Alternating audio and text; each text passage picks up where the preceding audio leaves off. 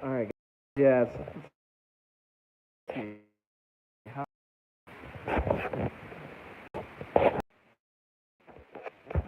All right. I know this is kind of a train wreck, kind of like the Jazz in this game. But anyways, the Utah Jazz lose to the Houston Rockets. This is the second time they've played since the Rockets have traded Capella, and it didn't go well for the Jazz at the end of the game. Part of this can be attributed to the Rockets' style countering what the Jazz do, and some of it's just flat out the Rockets just out shooting the Jazz like crazy. I swear the Rockets are just. I mean, somehow they just find all these shooters, and every single time anyone's on the market that can shoot, Daryl Morey goes and gets them. Whether it's Jeff Green or Ben McLemore at the beginning of the year, they find shooters and they fit in this style, and this style is just unique. I mean, it's not as crazy as I think some people make it out to be. It's no center, so the Rockets have a very very straightforward style. It's on defense. It's switching so that you're just constantly keeping your man in front of you, and it kind of works with what they're doing. It makes sense.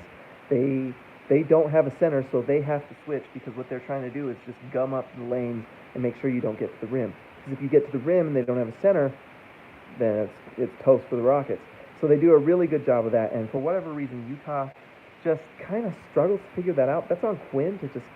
I mean, if it's a 4-game series, it'll be interesting. I don't think it's a series that anyone would sweep between Utah and Houston because they're just very, different styles. Utah seems to at times be able to figure it out, and at times they don't. It's frustrating to watch. Utah shot 22% from three tonight. The Rockets shot 41. Russell Westbrook hit like 2 threes. And in a it was a 10-point loss, but that's big for the Rockets. Sometimes that's the difference. Bojan Bogdanovic, who's one of the best three-point shooters in the league, shot 1 for 6. Donovan Mitchell, 1 for 6. And Mike Conley, I believe, was 1 for 6 as well. And sometimes that's the difference. Houston made their shots. Utah did not. You've got to give a big shout-out to Jordan Clarkson, who was massive for Utah. This game's probably not close without Jordan Clarkson, so he's a guy that Utah's really going to have to look at re-signing next year. And something interesting for Utah, too, is playing Jawan Morgan and Royce O'Neal at the center spot instead of bringing in Tony Bradley when Rudy Gobert goes out. It's fun to watch the Jazz try some things. They ran zone a lot this game against Houston. I actually felt like it worked. It's funny, Houston won, and you got to give props to them. Russell Westbrook has been on an absolute tear.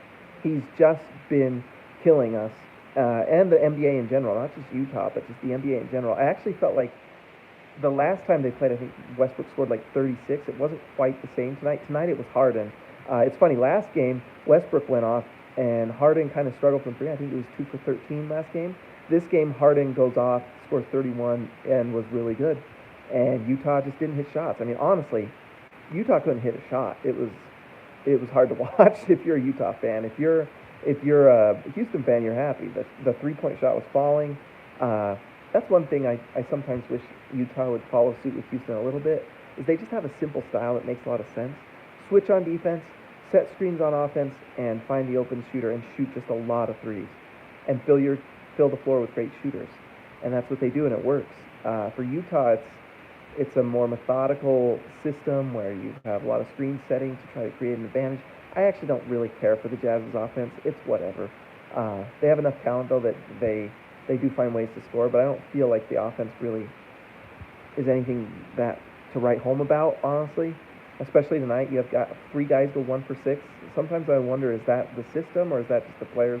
Like, how do 3 players have an off night, And I know it's a back-to-back, so that's not helpful, but the Jazz looked like they had a chance in this game. They just couldn't hit shots. And, Bojan Bogdanovic going 1 for 6 from 3, that's tough to overcome.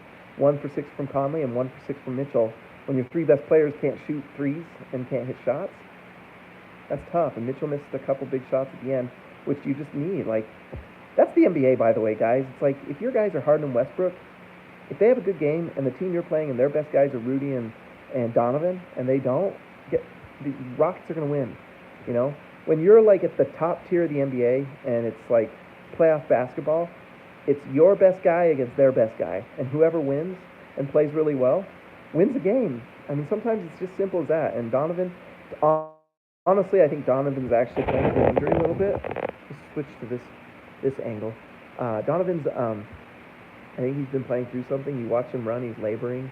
and I think it really has affected his three-point shot, and he's just not hitting lately. It's not good. So tough loss for Utah. It's really lame that they come back from All-Star break. We get it. We started with a 2-game losing streak. Boo! But it's still, it's interesting to watch the Rockets. I really hope the Jazz don't face the Rockets. Their style is just, it counteracts what Utah does. It's not a great matchup for Utah just stylistically. I do like, though, that we're playing Juwan Morgan, and that's creating some nice, it's just countering really nicely, and it allows Jordan Clarkson to just go off. He has space to work, and it's great. So, guys, that's all I got. It's a loss for Utah. Houston's style is going to be interesting.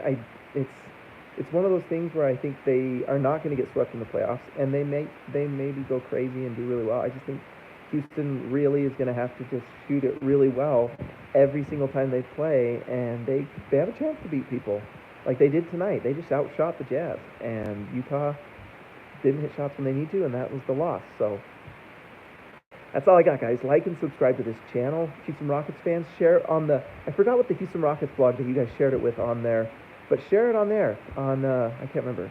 But guys, like and subscribe. I will talk to you later.